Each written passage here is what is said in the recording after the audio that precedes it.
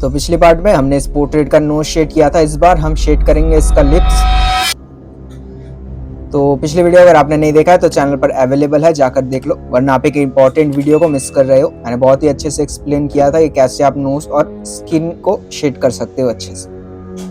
Lips के साथ साथ हम आसपास के स्किन को भी बनाएंगे, लेकिन मेनली मैं आपको लिप्स बनाना सिखाऊंगा कि कैसे आप लिप्स को शेड कर सकते हो। स्किन में बस आपको थोड़ा सा बता रहा हूँ। जैसे पहले आपको लाइट पेंसिल ले लेना है, कोई भी। लाइट पेंसिल का मतलब है HB 2B कुछ भी, वो आपके रेफरेंस के ऊपर डिपेंड करता है कि ये हाईलाइट के बाद सबसे लाइट टोन क्या है। कोई रेफरेंस में डायरेक्ट 4B से भी स्टार्ट कर सकते हो। तो आपको रेफरेंस को ऑब्जर्व करना जरूरी है। हर एक रेफरेंस एक दूसरे से अलग होता है। अगर आपने एक बार एक ड्राइंग बना लिया, उससे आप कुछ सीखते हो, फिर जब आप दूसरी कोई ड्राइंग बनाओगे अलग पिक्चर, तो उससे कुछ सीखोगे। वैसे अलग अलग पिक्चर में अलग अलग टोन होता है, अलग अलग वैल्यू होता है, अलग अलग डार्कनेस लाइटनेस होता है। तो आपको रेफरेंस ऑब्जर्व करना पड़ेगा। ऐसा कोई रूल नहीं है कि पहले आपको HB से ही स्टार्ट करना है। पर मैंने HB से फर्स्ट टोन दे दिया। फर्स्ट टोन हमारा बेस लेयर, मतलब जो हमें लाइटनेस डार्कनेस के पहले जो टोन दिखाना होता है, एक नॉर्मल टोन। पहले एक स्किन पर एक नॉर्मल टोन देना है, उसके बाद उस पर हमें लाइट एंड डार्क दिखाना है। तो वो बेस लेयर हम लाइट पेंसिल से देते हैं हमेशा।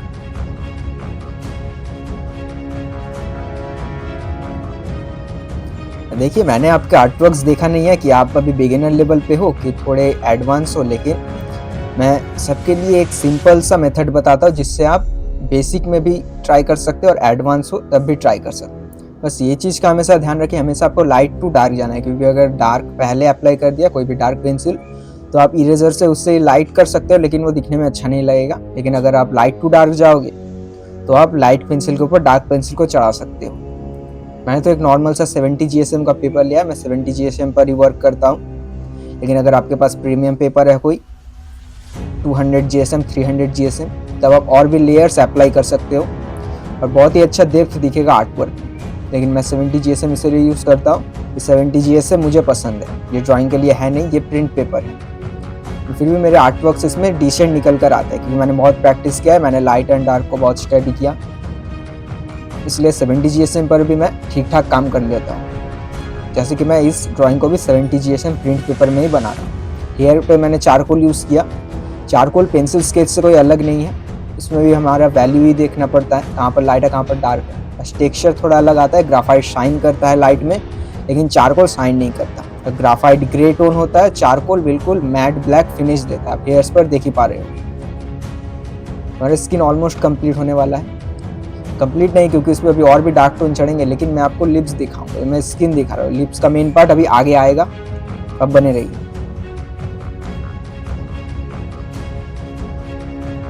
देख सकते हो मेरे हाथ के नीचे एक टिश्यू पेपर रखा हुआ है, ताकि मेरे हाथ का जो मॉइस्चर है वो पेपर पर ना आए। इससे पेपर पर पैच आ सकता है। अगर आपका पेपर वाइट है पूरा, तो आप देखेंगे कि अगर आप उस पर हाथ रख के करते हो तो आपके हाथ के मॉइस्चर से उस पेपर पर पैच आएगा बाद में। इसीलिए ड्राइंग बनाते टाइम जब भी आप ऐसे रियलिस्टिक वर्क बना रहे हो या फिर कोई भी वर्क बना रहे हो, तो अपने हाथ के नीचे कोई चीज़ रख लो। एक पेपर हो सकता है, एक टिश्यू पेपर, एक प्लास्टिक के लेयर, कुछ भी। देख सकते हैं नोज के नीचे डार्क है। नोज पे हमारा हाईलाइट पड़ रहा है। मैंने पिछली वीडियो में नोज पे दिखाया था कहाँ कहाँ पर हाईलाइट है। तो नोज पे हमारा हाईलाइट है, लेकिन नोज के नीचे डार्क होगा, क्योंकि नोज का शैडो नोज के नीचे आता है। इसी की वजह से हमें लगेगा कि हाँ, नोज हमारे स्किन से, हमारे फेस से बाहर की तरफ निकला हुआ है। हमारा फेस का जो सबसे 3D पार्ट होता है वो नोज होता है, क्योंकि नोज सबसे ज़्यादा बाहर की तरफ निकला होता है। तो नोज के नीचे अगर ऊपर से लाइट गिर रहा है तो नोज के नीचे हमेशा एक शैडो होगा। पेंसिल स्केच में कुछ भी नहीं है, बस कोई भी ड्राइंग में, पेंसिल स्केच, एक्रेलिक, सभी में वैल्यू काम आता है, लेकिन पेंसिल स्केच में आपको बस लाइट एंड डार्क का ध्यान रखना है। अदर मीडियम्स पे आपको कलर भी देखना पड़ता है, कहाँ पर कौन सा कलर है। लेकिन कलर भी तभी चेंज होता है जब वहाँ पर लाइट नहीं गिरता। मान लीजिए कहीं पर लाइट नहीं जा रहा है, वहाँ पर शैडो है, तो वहाँ के जो कलर्स होंगे वो डार्क होंगे। ये मैं अदर्स मीडियम की बात कर रहा हूँ, वाटर कलर, ऑयल पेंटिंग, ये सब। तो जहाँ पर लाइट नहीं होगा वहाँ पर डार्क कलर होगा, जहाँ पर लाइट होगा वहाँ पर लाइट कलर होगा। लेकिन पेंसिल स्केच में हमें बस लाइट एंड डार्क देखना है, कलर का कोई इसमें ये नहीं है। तो बस लाइट एंड डार्क का ध्यान रखना है। जिस तरफ लाइट गिर रहा है उस तरफ लाइट होगा और उसके ऑपोजिट साइड में शैडो होगा। बिगिनिंग में आप एक ही लाइट सोर्स ले, यानी कि कोई भी एक तरफ से लाइट आ रहा है फेस पे तो उस तरफ आपको लाइट पेंसिल यूज़ करना है, और जहाँ पर शैडो आ रहा है, जैसे कि इस फेस में राइट साइड में शैडो गिर रहा है और लेफ्ट साइड में लाइट टोन है, आप ऊपर रेफरेंस में भी देख सकते हो, क्लियर समझ आ रहा है।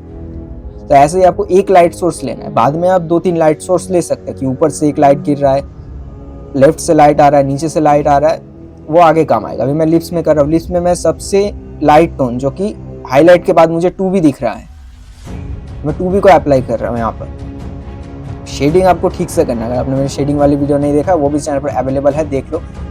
अगर आप शेडिंग नहीं करोगे तब तक ब्लेंडिंग का कुछ भी इंपॉर्टेंस नहीं रह जाएगा ड्राइंग में। देखिए लिप्स के साथ साथ मैं स्किन पर भी कर रहा हूँ। एक पर्टिकुलर एरिया आपको नहीं देखना कि आप लिप शेड कर रहे हो। मैंने इसके 3 पार्ट डाला है, आई, नोज और लिप्स। तो इन तीनों में कुछ भी अलग नहीं है, मैंने बस लाइट एंड डार्क को ही दिखाया है। कभी भी ये नहीं सोचना है कि मैं नोज ड्रॉ कर रहा हूँ, मैं आई ड्रॉ कर रहा हूँ। सबको आपको बस एक ऑब्जेक्ट में देखना है।